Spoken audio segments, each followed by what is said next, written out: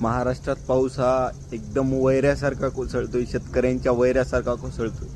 कारण की आत्तापर्यंत बघितलं, शेतकऱ्याचं एक तर पिकत नाही, पिकलं तर विकत नाही, आणि विकलं सगळ्या गोष्टी जर चांगल्या झाल्या तर निसर्ग साथ देत नाही. आत्ताही ते जाणवतंय.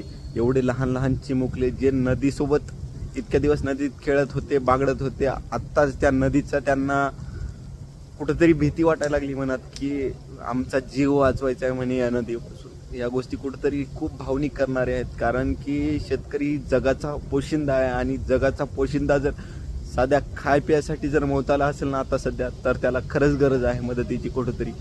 त्यामुळेच म्हणायचं आहे, कुणाचे रानं वाहून गेले, कुणाच्या विहिरी पडल्या, काय काय झालंय, आणखी खरडून गेले सगळे रानं, काहीच राहिलं नाही शेतात. तरीही जगाचा पोशिंदा उघड्या डोळ्यानं बघतोय. कसं बघतोय, काय कसं नेमकं जगायचं शेतकऱ्यांना, हेच प्रश्न पडलाय आता. मी एक शेतकऱ्याचा पोरगा आहे. या कुठंतरी मनाला भावना टोचतात की बाबा का आपल्यासोबतच का. कारण की शेतकऱ्यांचे एवढं हाल झालेत, आत्तापर्यंतही झालेत. आत्तापर्यंत भाव नव्हता, बाकीच्या गोष्टी नव्हत्या, सरकार साथ देत नव्हतं. आत्ताही पुन्हा तेच, निसर्गही कोपलाय. काय निदान त्या लहान लहान चिमुकल्याचा तरी विचार करायचा. बघा